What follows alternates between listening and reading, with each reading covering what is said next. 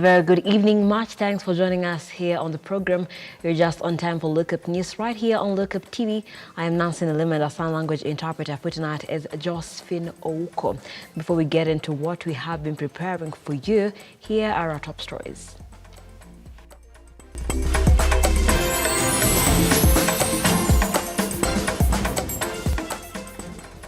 Tonight on Lookup News. Bodies of 5 children exhumed in Shakahola as death toll hits 95.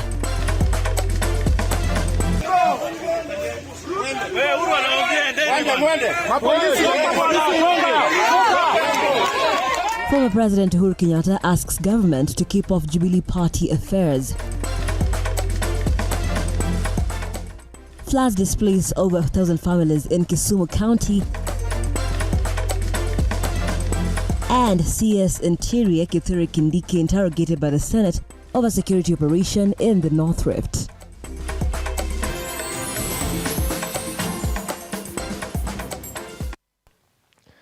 Once more, welcome to the broadcast. The hashtag is Lookup News at Lookuptv on Twitter, Lookuptv on Facebook, and Lookuptv on our YouTube channel. Do let us know as well where you are watching us from.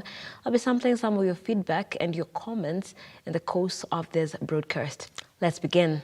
We start off our bulletin tonight with the horror scenes at the Shakahola village, where the exhumation exercise of the shallow graves entered day 6 amid uproar from the public concerning the deaths. 6 more bodies have been exhumed today, with 2 more people rescued. And as Ian Kitani now filed, journalists were today barred from covering the exercise, a move that has been condemned by many Kenyans. Shakahola Forest and the exhumation exercise entered its 6th day at the expansive 800-acre farm reportedly owned by controversial Pastor Paul Mackenzie. 6 bodies discovered today, with 2 more people saved from death. However, reports now indicate that the 96 bodies exhumed so far are all from one gravesite, with the total number of gravesites reported to be 36. This begs the question, if 96 bodies have been exhumed from one gravesite, what about the remaining 35 gravesites? The reports have elicited mixed reactions from Kenyans, with the political class calling for firing of top police bosses in the area for failing to execute their mandate. As the exhumation exercise continues, Red Cross Kenya has today donated a mobile morgue to help in storing the bodies exhumed from the mass graves. Shockingly, journalists were today barred from accessing the site of exhumation, as opposed to how it has been earlier, a move that has caused uproar and questions as to why the exercise has to be done in private. Ian Kitani, Lookuptv. Thank you, Kitani, for the update. Moving on to some politics.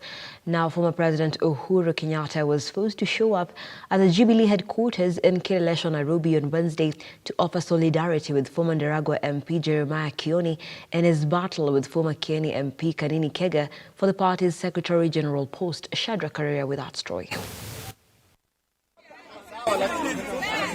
As the leadership rift continues to widen in the former ruling party of Jubilee,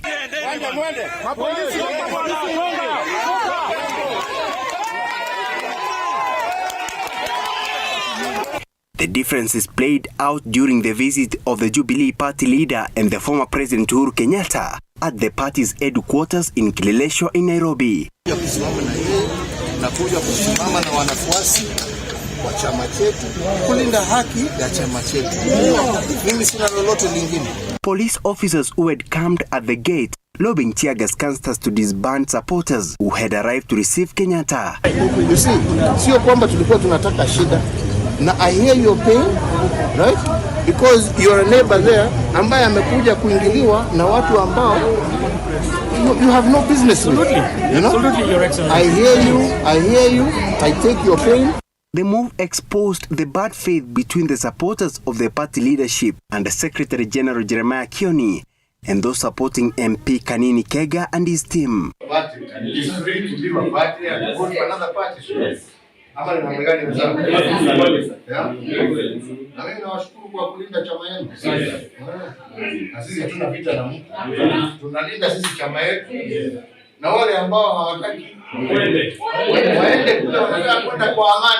It is during this point where the former head of state broke his silence on the Jubilee party wrangles, stating that the party is still united and strong.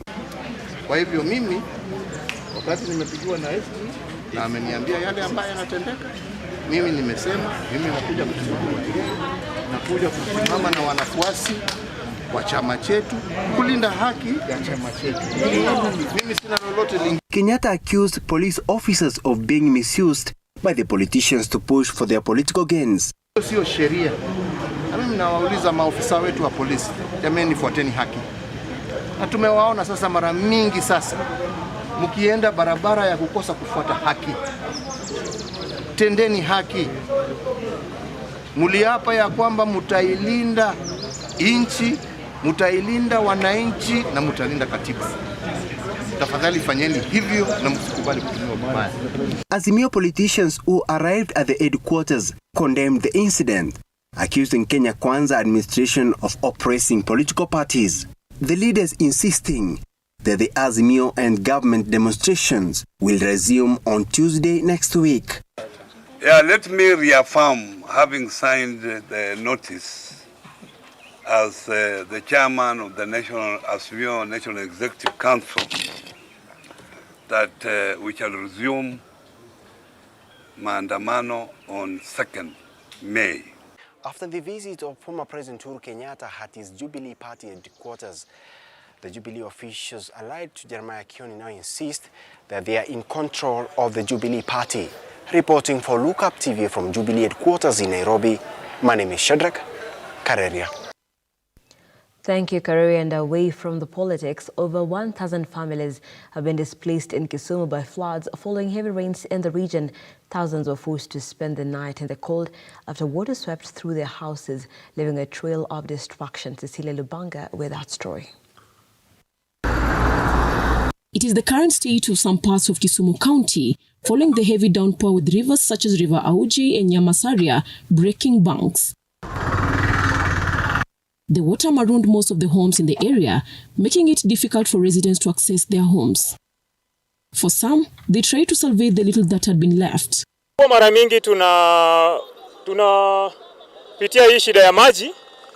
Sasa lakini mara hii sasa tumeshangaa sana juu sasa hatuwezi fanya kazi ya kawaida ya kupata unga. Mwaka na mwaka kila siku unajenga nyumba. Hii nyumba ya mara 4.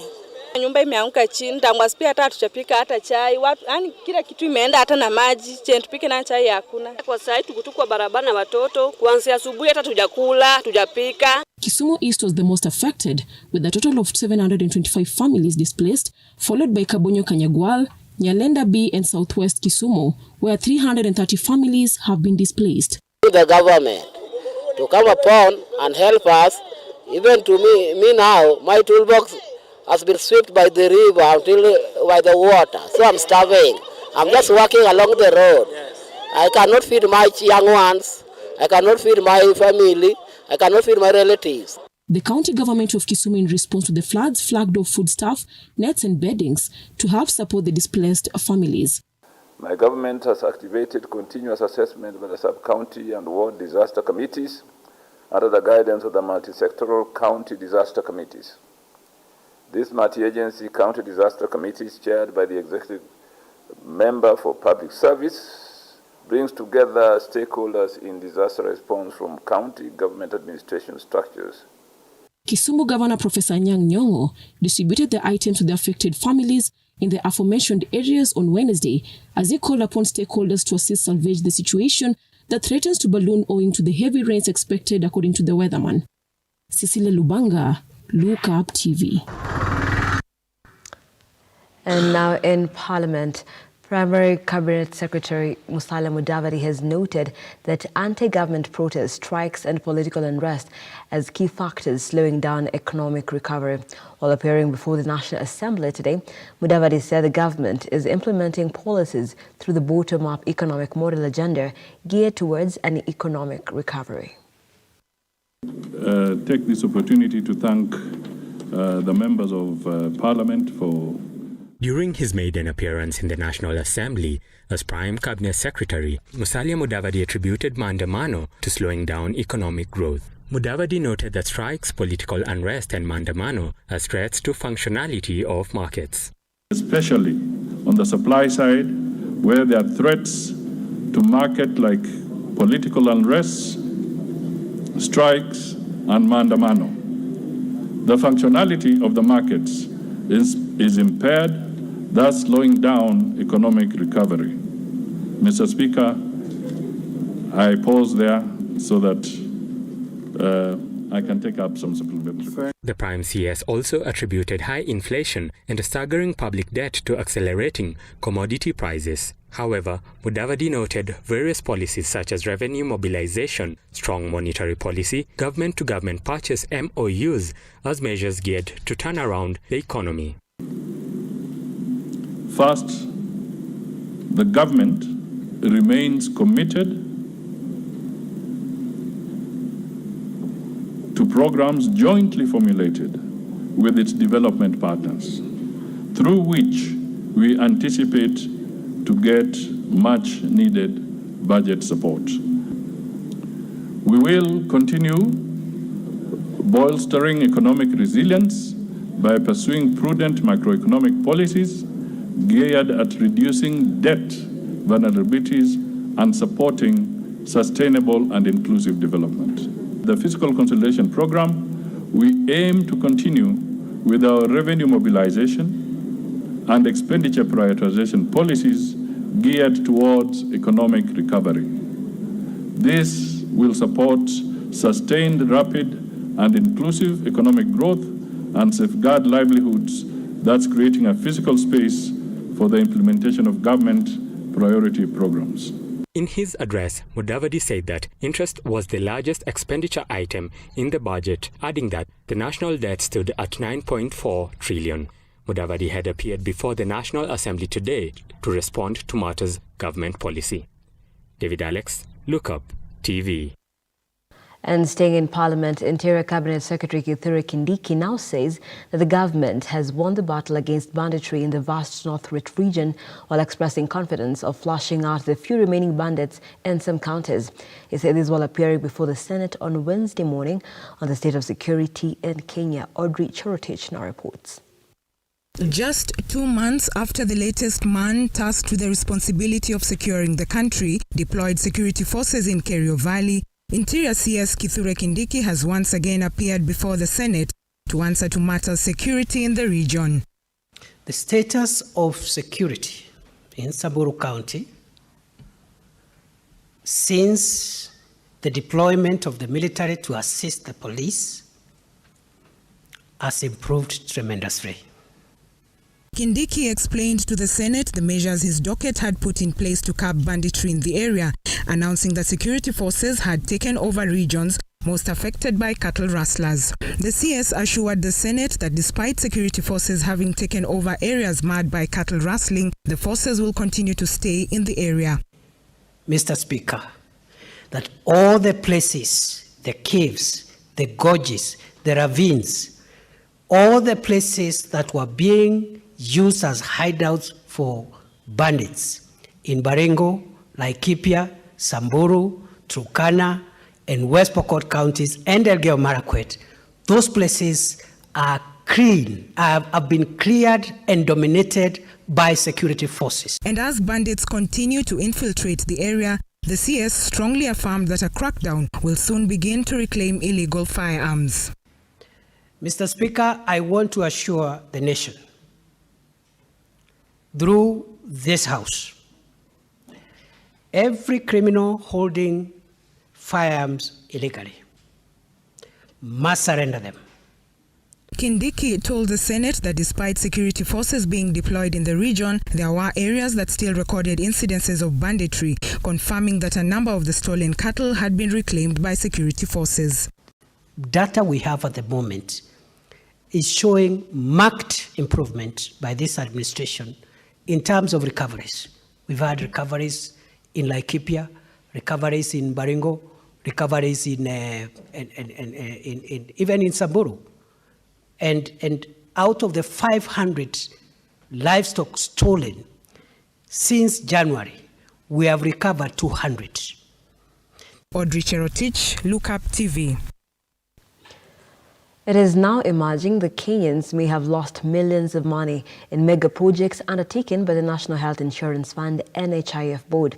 Appearing before the Parliament Investment Committee, Office of the Auditor General says the NHIF board cannot explain how billions of shillings was misappropriated through dubious procurement and tendering processes. And as reporter Henry Tende now files, Kenyans may have lost over 2 billion in inflated payments. Take a look.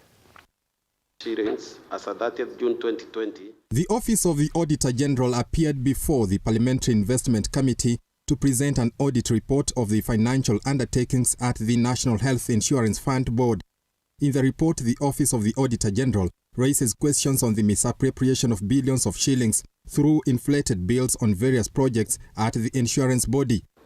Available accounts indicate that the car park was completed in July 2008 at a total cost of Kenya shillings 3,342,120,239 shillings. The Parliamentary Investment Committee took the NHIF board to task, seeking to know why the board sanctioned questionable projects where the nation lost money.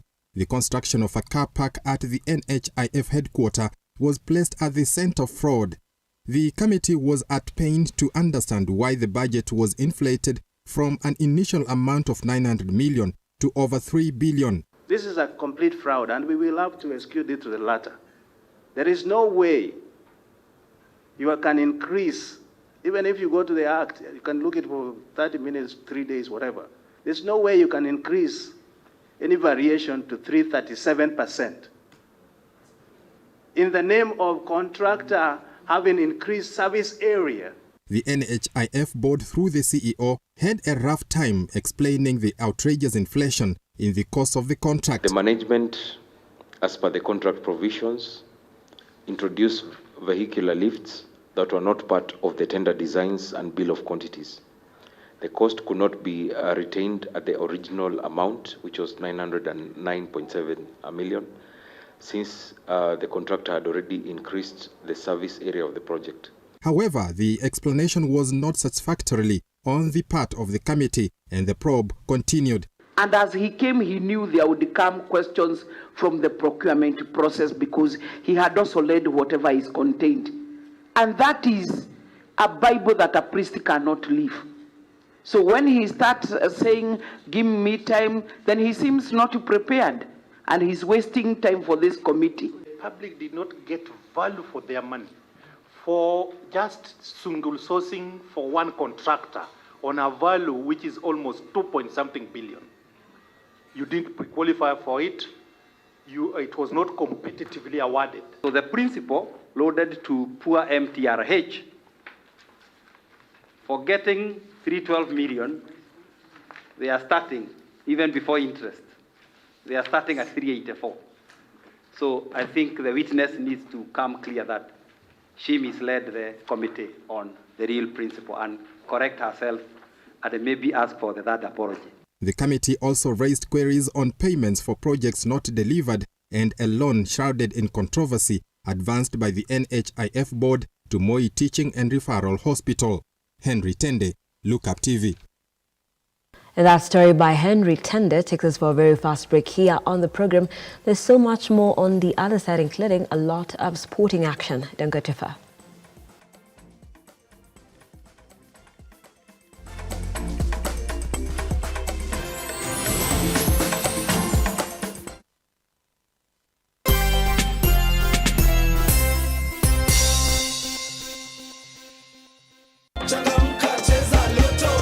It's easier, it's bigger, it's better. It's Grand Mega Draw. Cheza na shilingi 50 hadi shilingi 2,000 na ushinde mega cash ya 200 million. Isitoshe, kuna mega bonus ya up to 20 million shillings kila Jumatano na Jumamosi. Sio ndoto, unangoja nini? Cheza Lotto, it could be you. Nenda kwa M-Pesa paybill number 777-000. Andika neno Look kama account number. Cheza na kati ya shilingi 50 hadi shilingi 2,000 na ushinde sasa. Round hii ni more draws, more cash and big wins na Lotto.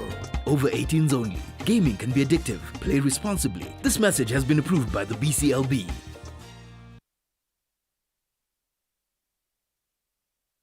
Why Malindi? Any idea why the A-list celebrities, politicians choose Malindi as a destination? Is it the sandy, spotless white beaches, the rhythmic, relaxing oceanic waves, or is it the great potential investment opportunity that Malindi has to offer? Dagmar learns we are here with a variety of projects from as low as 99,000 shillings. You get an eighth of an acre with ready title deeds. Book your plot today with only 35,000 shillings and get a free return air ticket. Be the next investor in Malindi with Dagmar loans. Call us now on 0740 888 111 or 0740 888 222. Dagmar loans. We promise, we deliver. Why wait? 20 Malindi.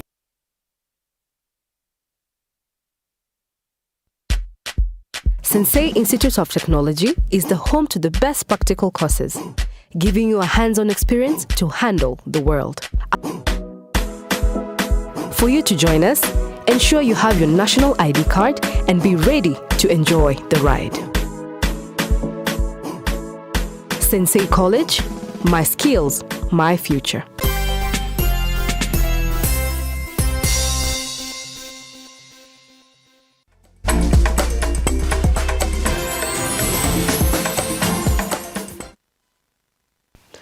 Welcome back. This is Lookup News. Nancy Nelima here and Josephine Uko on the sign language interpretation. Let's continue. According to the Ministry of Energy, the Kenya Power Company and thousands of customers have suffered financial losses due to vandalization of 20 transformers per week. The guns are said to be going after copper, which is in high demand in the scrap metal trade. The ministry is now appealing to the Parliament to help come up with long-lasting policies. Phoebe Wangombe with the details. Supposed to do, and the consequences is that even before the year. According to the Ministry of Energy, thousands of customers in conjunction to the Kenya Power Company have suffered financial losses as a result of losing up to 20 transformers per week, which is 4 to 5 units daily. The vandalism, according to the PS in the ministry Alex Kamau, had a negative impact on the economy because it took the company time to replace the damaged transformers. According to him, this had significant effects on both the economy and the electricity company, which was presently going through a financial crisis. Honorable members, we are having a problem with what we call transformer vandalism. And now it has gotten to a point where we are losing about 3, 4, 5 transformers every day. And when you look cumulatively in a week, we are losing about 10, 20 transformers in a week, countrywide. Members, we need your intervention to the Security Committee because it's an issue that is really affecting the O&M maintenance operations of Kenya Power. And also, when there is an outage in a region, for example, that transformer serves a food factory, it serves an entire area, a school. If you look at the economic impact of that vandalism, it is really a lot. The PS described the situation as critical after seeing that the country's continuing downpours had minimal impact on the water levels in different dams. He also pointed out that due to the current drought, hydropower output has decreased over the past few months from 839 megawatts to 569 megawatts. He said that the water levels in Masinga Dam had risen by a mere 2 meters, noting that this had little effect on hydropower production at a time when demand was on the rise. Because of the low hydrology. And I want to confirm that even with the rains that have rained in the last couple of weeks, Masinga Dam has only risen by 2 meters. So we need much more rains to ensure that what we have here as 839 megawatts of hydropower is available. Because currently, as it is now, we don't have that 839. Most of the time, and honorable members who you are with in Dandora a few weeks ago in the National Control Center, you saw it for yourself that the maximum we are pushing is about 560 megawatts. In response to the current shortfall, MD Kenya Power engineer Geoffrey Muli stated that the business was in the process of purchasing 600,000 meters this financial year. He acknowledged that many customers eager to connect to energy had been impacted by the shortfall, but added that the purchase of 95,000 meters had already been completed. Meters have been a challenge, and I think mainly because of the court cases that we have had. But going forward, what we have put in place, we are getting on top of the 95,000 that we got and we have tested and we have dispatched to the regions today. We are expecting an additional 120, and the ones we are procuring now, which will cover end of June and the next financial year, are 600,000. The ones we put on tender. Biwangombe, Lookuptv. And elsewhere, a widow with 2 children from Shimanyiro village in Kakamega County has been forced to leave in church after her house was demolished.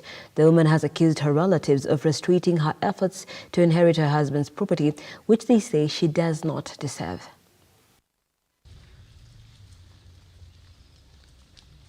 It is the cry of widows from Shumanyiro village, Ikolomani Estate, who have been forced to pitch tent at a church after their houses were demolished by their relatives on allegations they cannot take ownership of the property. Serikali namuomba sisi kama wase wetu wanakufa, mukutetee, musikuache pure hivi. Brilliant Achisa, a victim, confessed that her brothers-in-law claimed that she was involved in the death of her late husband Sylvester Shikuyu, and even after being arrested by the police, they are still after her husband's demise. Maisha ya rental imekuwa ngumu. Nitoke, niende kibarua, nifulie wenzangu, nilime, nisombe maji hata kwa mjengo, ndio nipate chakula ya kupea watoto wangu, ndio nilipe rent. Huyu mtoto anaenda shule, ndio nilipe school fees. Sababu tangu tuanze hii shughuli, mtoto aendi shule, wenzake hata wameenda shule wamefanya mtihani, yeye imekuwa ni vigumu. However, church leaders in the area are now calling the government to intervene and save those families who are living in deplorable conditions. Serikali itie kwa maneno bidii sana waongele, halafu wasaidie hao mama wenye wanafiwa. Innocent Ogaro, Lookuptv. Now, drama unfolded in Kitengela town, Kajiado County, when a robbery suspect was smoked out of a businessman's bedroom in unclear circumstances. The situation at Kitengela police station took another turn when the suspect charged the complainant, leaving the officers in utter disbelief. She was locked up for the night and is expected to be charged later on. Gladys Masharia with the report. Harrison Chege had dashed out of his cereal shop, which doubles as his bedroom and kitchen, for a short call, and when he returned to his shop and went into his bedroom to wash his hands, he saw some legs sticking out from under his bed, prompting him to raise the alarm. He immediately rushed out in a panic. The incident attracted dozens of the residents in the area. The suspect, however, denied the allegations of theft, insisting that she was forced into the bedroom when she went to ask for money for a soda she had sold to the complainant earlier. Nilikuwa nimeenda msarani, yani niliuzia customer, ikafika wakati nikaenda msarani. Venye nilienda msarani, kuna venye nilirudi kutoka kwa msarani, nikikuja kuingia na hapa ndani kunawa mikono, nikapata mtu chini ya kitanda. Sasa alistuka kuniona. Sasa akaanza, ni mwizi ama ilikuwa gani? Mimi nimefikiria ni mwizi. Ama ni mambo yake alikuwa anafanya mambo yenyewe, siwezi sema ni gani. Leo the root cause ya mtu. Usianze kumjaji na kumlaumu na kumsema ila tumupige sababu amepatikana kwa mtu. Vile tuko hapa, hujawahi kupatikana kwa mtu accidentally. Unaweza patikana accidentally. Police officers drawn from Kitengela police station struggled to control the charged crowd who wanted to lynch. Amekuja kwa duka kanunua soda. Wakati amenunua soda kanipea 1000. Hii 1000 nikamwambia sina change. Akarudisha chupa. Wakati nilikuja kumrudishia change, akaniambia hiyo change ile nitafuta. Nikamwambia mimi sina change. Akanishika mkono. Kunishika mkono nikaangukia kwa hii maragwe. Kuangukia kwa hii maragwe akanisukuma ndani, akapiga huyu jamaa. Kupiga huyu jamaa akaanza kuambia huyu jamaa acha ndani. Wakati alikuwa amenisukuma ndani akaanza kusema kwa nini nileta watu wa kanisa kwa duka yangu. On the other hand, Stakeholders in the tourism sector in Nakuru have opposed the proposals by Salary and Remuneration Commission to harmonize the daily subsistence allowance for state and public officers attending official functions across different parts of the country. But SRC now has sent a letter to our branch in Naivasha saying that they want to review the classification of per diems in all cities, towns and villages in Kenya. In Kenya, they want to make it uniform, that when you go to every part of the country, the per diem will be the same. It looks okay in the face of it, but we as stakeholders, and that's why we had this meeting, we have objected to it. Finally, the Kenya National Union of Teachers officials have asked the Teachers Service Commission to ensure that teachers who are delocalized in previous years are transferred back to their home counties. The issue of delocalization, we agreed with the employer that today teachers working outside their counties to be brought back to their counties. But we are also realizing that there is a challenge whereby teachers have come back to work in Isiolo County and their pay slips are still reflecting where they were initial teaching, either in Samburu or Marsabit. So we shall make a follow-up to ensure that anomaly has been that anomaly needs to be corrected so that a teacher is identified according to where he or she works. Gladys Masharia, Lookuptv.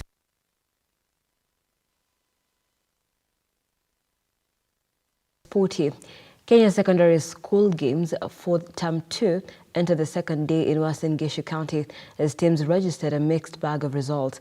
Kisii School revived their urge of proceeding to Rugby 15's semi-finals after trouncing Kwale High School 28-0 in the second match today. Felix Solana has more.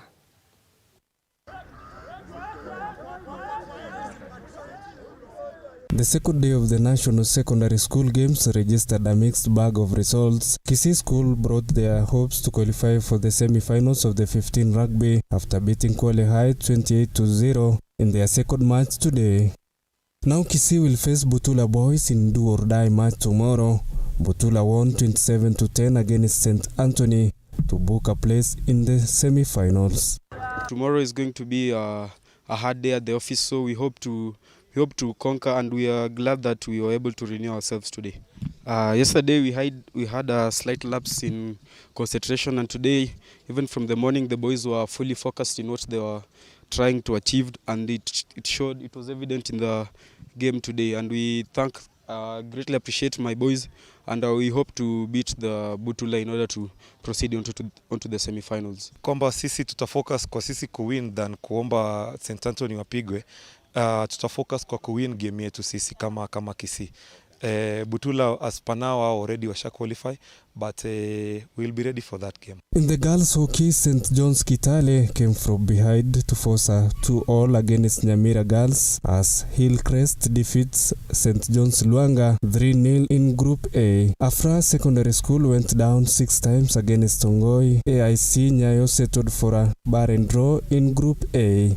In the boys handball, the national reigning champions Hospital Hill endured the pressure to narrowly edge out a Dengue 26-25 in a thrilling Pool A encounter. Felix Solana, Lookup Sports. Thank you, Solana, for that story. Now, Nairobi City Stars shared points with Kakamega Homeboys after a barren draw in the 27th round of the FKF Premier League match hosted at Kasarani Annex. Kakamega Homeboys are currently in position 8 with 39 points, while Simba and Nairobi are holding 14th position with 27 points. Imekuwa nzito, haijakuwa rahisi. Game imekuwa nzito. City Stars pia walikuwa bora. Ukiangalia katika game ilikuwa 50-50. Mtu yote alikuwa shinda. Lakini pia sisi tumepoteza chances mingi. Lakini pia mbali na hao point moja pia tumshukuru Mungu, maana tuko away from home. Si nafasi sisi leo tumpatiane nafasi nyingi sana. And then kukua wengi pale kwa nini hiyo kwa box. Ulikuwa unapata pale kwa box tuko wachache, mtu mmoja ama mbili. Na nafaa tukue kwa watu 4 5 hivi. So nadhani hiyo ndio the main undoing. tumepata a lot of chances, na pia katika hizo chances tulikuwa tukiwina numbers pale kwa box. Boys walikuwa the better team today, na vijana wangu wamejaribu sana, wamedefend vizuri. Nasema congratulations to them for that 1 point, na pia sisi for that 1 point. I think Mali tuko, we needed the 3 points very much, but we didn't get them. So it means we have to continue working to get the 3 points in our next match. Moving on, the battle for the English Premier League title and getting tougher as two title contenders are scheduled to play tonight. The defending champions Manchester City will be